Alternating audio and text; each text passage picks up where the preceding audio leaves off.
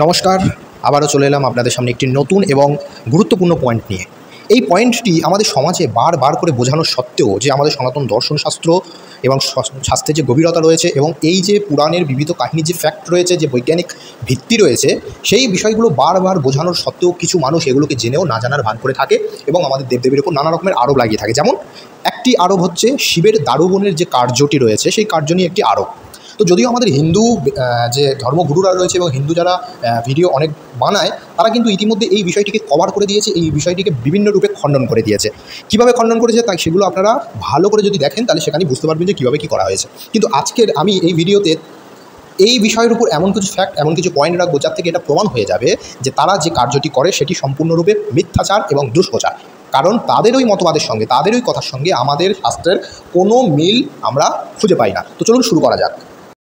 প্রথমত, তাদের যে শিশুসুলভ আচরণ, তাদের যে শিশুসুলভ দাবি, সেটা হচ্ছে কি না, শিবপুরাণের জ্ঞান সংহিতার 42তম অধ্যায়ে ভগবান শিব দারুবনে যে কার্যটি করেছে সেটা নাকি তাদের অশ্লীল লেগেছে, সেটা নাকি তাদের কাছে খুব খারাপ লেগেছে। তিনি ওই লিঙ্গকে হস্ত ধারণ করে এবং নারীদেরকে প্রলোভন দেখিয়ে মুনিদেরকে প্রলোভন দেখালেন, তারপর মুনিগণ তাকে অভিশাপ দিলেন। অভিশাপ দেওয়ার পর কী হলো সেটা কিন্তু তারা বললেন না। আসলে এই যে দাবিটা তারা করছে, এই দাবির পক্ষ আসলে পুরোটাই ভ্রান্ত। কেন ভ্রান্ত? কারণ ওই অধ্যায়ের মধ্যে এমন কিছু বিশেষ কিছু কথা লেখা আছে, আর তাছাড়া ওই অধ্যায়টার নামই হচ্ছে জ্যোতির্লিঙ্গ স্থাপন। আর জ্যোতির্লিঙ্গ কী হচ্ছে সেটা কিন্তু আমি পূর্বের একটা শিবের একটা ভিডিওতে কিন্তু আমি সেটা বিস্তারিতভাবে সকলকে কিন্তু বলেছি। তো এই বিষয়ের উপর বেস করে যদি আমি এই অধ্যায়টিকে পর্যালোচনা করতে যাই তাহলে তাদের সেই ভ্রান্ত ধারণাটা না সব থেকে কিন্তু বিক্ষিপ্ত হয়ে যাবে। কিন্তু এই অধ্যায়ে আসলে কি বলা হয়েছে, আসলে সেই অধ্যায়ের মধ্যে যে কথাগুলো বলা হয়েছে সেই বিষয়গুলো নিয়ে আমাদের আলোচনা করতে হবে। তো আমরা চলে এসেছি শিবপুরাণের 42তম অধ্যায়ে, যেখানে সুদ ঋষি বলছেন যে পাপ নাশিনী কথা শ্রবণ করুন। অর্থাৎ এই অধ্যায়টি হচ্ছে পাপ নাশিনীর অধ্যায়। তো সেখানে কি বলা হচ্ছে, ওই যে পুরাকালে দারুবর্ণের ব্রাহ্মণদের যা হয়েছিল তা শ্রবণ করার কথা বলা হয়েছে। যে দারু নামক শ্রেষ্ঠ মনে ঋষিরা বাস করতো, সকলে সেখানে শিবভক্ত ছিল এবং সকলে সেখানে তারা কী করতো, ত্রিকালে শিব পূজা করতো, শিব ধ্যান পরায়ণ হয়ে নানাবিধ মন্ত্র দ্বারা শিব সেবা করতো। এই সময় সাক্ষাৎ নীলকণ্ঠ শঙ্কর অযোগ্য রূপ ধারণ করলেন, তাদের স্ত্রী নিমিত্ত তাদের কাছে আসলেন। কেন আসলেন? আসলে তারা যে এই যে ব্যাপারটা যে কেন এসেছে, এই ব্যাপারটা কিন্তু এরপরে বিস্তারিত আলোচনা করা হবে, আমরা আলোচনায় যেতে থাকি। তো চলুন, তারপর কী বলা হচ্ছে, যে শরীর ভস্মাসিত অতি তেজস্বী এবং তাহার বিকৃত চেষ্টা বিকৃত কটাক্ষ তিনি হস্ততারা লিঙ্গ ধারণ করিয়া স্ত্রীদের মন মোহিত করিয়া আগমন করলেন। কী বলা হচ্ছে না, চেষ্টাঞ্চৈব কটাক্ষ চৈব হস্তলিঙ্গঞ্চ ধারণম। এই যে অধ্যায়টা, এই যে শ্লোকগুলো নিয়ে তাদের একটা নানা রকম কথা। তারপর কী হলো, তারপর তো তারা বলে যে ঋষিপত্নীরা দেখলেন, বিস্মিত হলেন, তার প্রতি শিবের প্রতি মোহগ্রস্ত হলেন। মোহগ্রস্ত হওয়ার পর তারা প্রশ্ন করলেন, কে আপনি এইরকম বিরূপ পুরুষ করতে লাগলেন। কিন্তু শিব তাদের নানাভাবে প্রলোভন দেখাতে শুরু করলেন, নানাভাবে মোহিত করা শুরু করলেন দিগম্বর হয়ে, এই ইত্যাদি ইত্যাদি ব্যাপার। তারপর কী হলো, তারপর ঋষিরা তাকে শাপ দিলেন। ঋষিরা যখন তাকে শাপ দিলেন তখন কী হলো, তার যে লিঙ্গ সেটা কিন্তু পৃথিবীতলে পতিত হলো। এই কোলে তখন সেই লিঙ্গ অগ্রে যাহা ছিল দগ্ধ হলো এবং নির্গিত হলে, এই যে একটা ব্যাপার। তারপর কী করলেন, ঋষিরা সেখানে গিয়ে ব্রহ্মার সকল নিবেদন করলেন। ব্রহ্মা তাদের কথা শুনে বললেন কি, তোমরা জ্ঞানী হইয়াও গহিত কার্য করছো। মানে কি, জ্ঞানী হইয়া গহিত কার্য করছো, মানে তারা সকলেই শিবভক্ত জ্ঞানী, তাহলে তারা এরকম কার্য করলেন কেন? তারা তাহলে শিবের মায়াতে মোহিত হলেন কেন? এই বিষয়টা হচ্ছে কথা। আসলে এই পুরা অধ্যায়ের ফ্যাক্টটা হচ্ছে কি, যে আমরা আমাদের মানসিক জীবনে আমরা যখন কোনো দেবতার আরাধনা করব বা দেবতার আরাধনা করব, সেখানে আমাদের যাতে চিত্ত বিক্ষিপ্ত না হয়ে যায়। কারণ চিত্ত যদি বিক্ষিপ্ত হয়ে যায় তাহলে আমরা সেই শিব আরাধনা বা ভগবানের আরাধনা কিন্তু করতে পারবো না। কারণ কি বলা হয়েছে, পূর্বেই বলা হয়েছে যে ভগবান মায়া প্রদর্শন করছেন। এখানে ভগবান শিব সেখানে মায়া প্রদর্শন করছে। অবশ্যই আমরা যাবো যে কোন জায়গায় মায়া প্রদর্শন করছে সেই ব্যাপারটাও আমাদের উল্লেখ করব। তো এই যে ব্যাপার, তখন সেই ঋষিমণিরা কী বললেন, ব্রহ্মার বাক্য শুনে দেবতা ঋষিরা প্রণাম করলো। সে কী কার্য কি তাহা আদেশ করুন। তাহলে ব্রহ্মার আদেশ কি তারা মেনে চলার চেষ্টা করছে। তারা এইরূপ করলে ব্রহ্মা তাদেরকে বললেন যে গিরিজা স্তব করো। গিরিজা স্তব করার পর এই যে লিঙ্গ ধারণ করলেন গিরিজা, এরপরে তো আপনারা সেটা জানেন। তাহলে এতক্ষণ আপনারা বুঝতে পারলেন যে পূর্বপক্ষে যে সমস্ত আক্ষেপগুলো দেওয়া হয় সেই আক্ষেপগুলো আপনারা দেখলেন। কিন্তু পূর্বপক্ষ যে আক্ষেপ দেয় সেই আক্ষেপটি এই অধ্যায়ের মধ্যেই খণ্ডিত করে দেওয়া হয়েছে। কীভাবে খণ্ডিত করে দেওয়া হয়েছে? এই অধ্যায়ে আপনার 46, 47 এবং 48 নম্বর শ্লোকগুলো পড়ুন। সেখানে কী বলা হচ্ছে, লোকানাং স্থাপিতে লিঙ্গে কল্যাণা চাইব বত তথা প্রসিঞ্চ চাইব যদ লিঙ্গমে তথা পুণ্যা।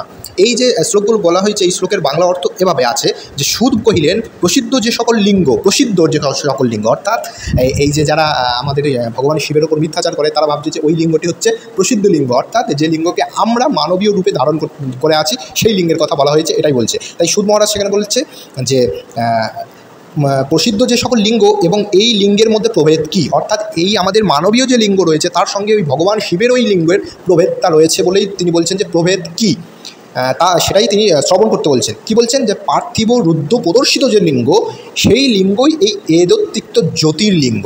এ বিষয়ে সংশয় নাই। তাহলে আপনারা বুঝতে পারলেন যে ওই যে লিঙ্গটা রয়েছে, ওই যে লিঙ্গটাকে ভগবান শিব হাতে ধরে সকলকে মোহিত করছিল, ওই লিঙ্গটি হচ্ছে কি, ওখানে কিন্তু একবারও বলা হয়নি যে ভগবান নিজ হস্তে তার নিজের যে ওই যৌনাঙ্গ সেটিকে ধরে সকলকে মোহিত করছে, এটা কিন্তু ওখানে বলা নেই।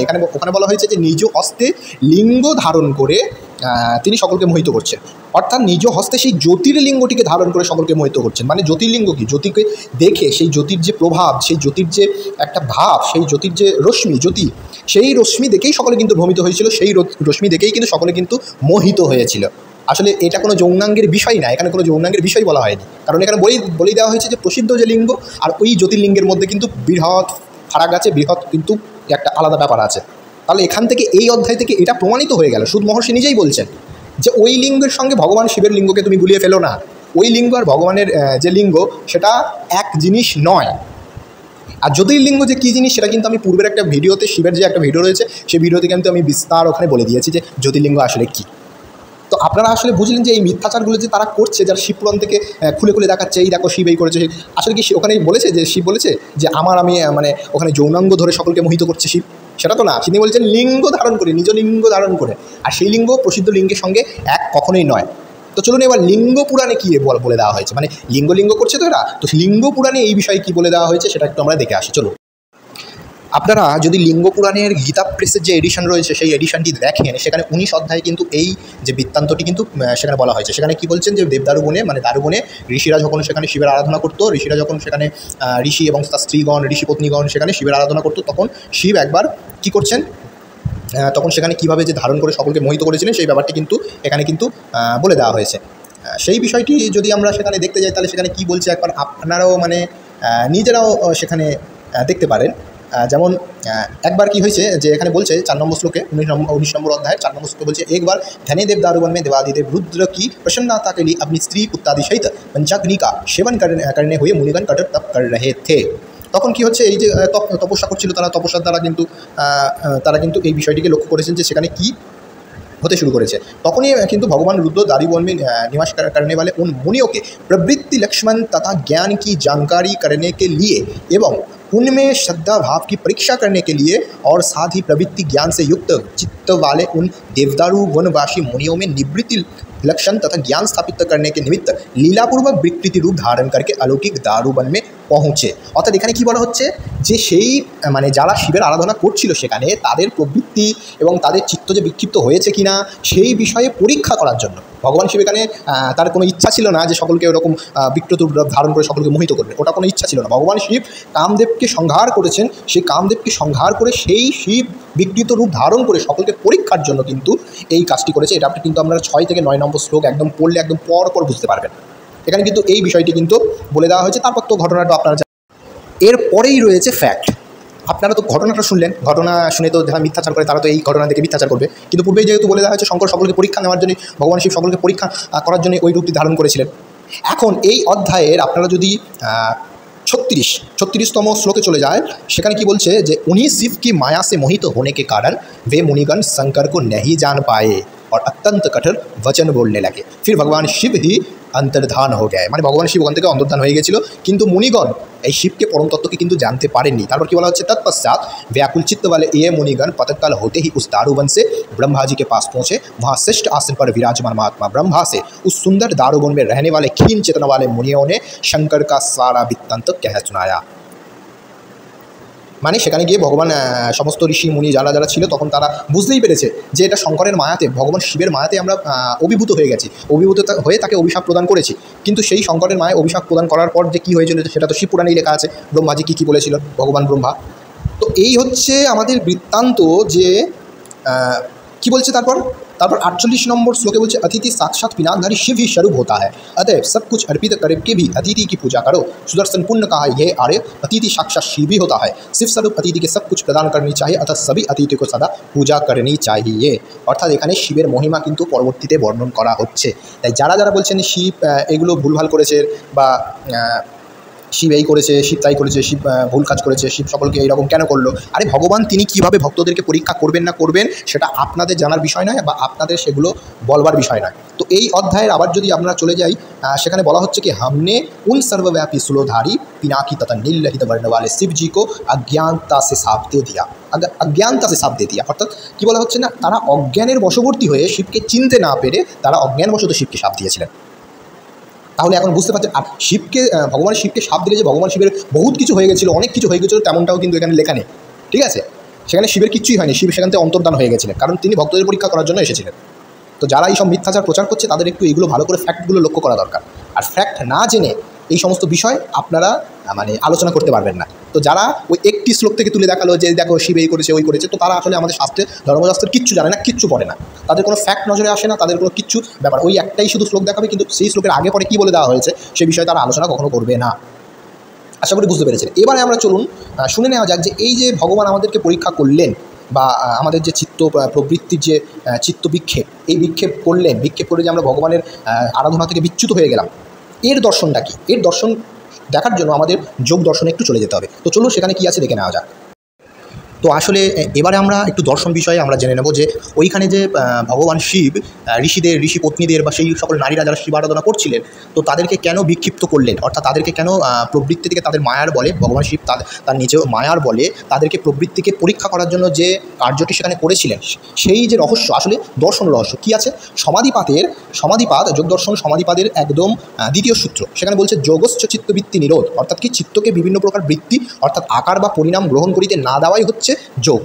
অর্থাৎ এই যে আমরা বিক্ষিপ্ত হয়ে যাচ্ছি, এই বিক্ষিপ্ত বিভিন্ন প্রকারের বৃত্তি চলে আসছে, বিভিন্ন প্রকারের পরিণাম চলে আসছে, এই পরিণামগুলোকে আটকে দেওয়াই হচ্ছে যোগ। কিন্তু মুনিগণ সেটাকে আটকাতে পারেনি, এবং মুনিগণ ঋষিমুনিগণ বা ঋষিপত্নীগণ সেটাকে আটকাতে পারেনি বলেই তারা শিবকে অভিশাপ প্রদান করেছিলেন, কিন্তু শিব সেখান থেকে অন্তর্ধান হয়ে গেছিলেন। এই ব্যাপারটা তো আমরা তো জানি। অর্থাৎ এখানে আমরা একটা দার্শনিক দিকে লক্ষ্য করতে পারছি যে আমাদের যে যোগ চিত্তবৃত্তি নিরোধ রয়েছে, এগুলোকে আমাদেরকে নিরোধ করে রাখতে হবে। আমরা যদি ভগবানের আরাধনা করি, ভগবান তো আমাদের নানাভাবে পরীক্ষা করবেন, তো সেই পরীক্ষা যখন তিনি করবেন সেই জন্য আমাদেরকে কী করতে হবে, তার মায়া থেকে যাতে মোহিত না হই, যাতে অজ্ঞান না চলে আসে, যাতে জ্ঞানের পরিপ্রেক্ষিতে আমরা সেই সাধনাগুলো করতে পারি, জ্ঞানের যুক্ত হয়ে থাকতে পারি, সেই জন্য কিন্তু এই দার্শনিক দিকটি কিন্তু আমাদের জন্য লক্ষণীয় বিষয়।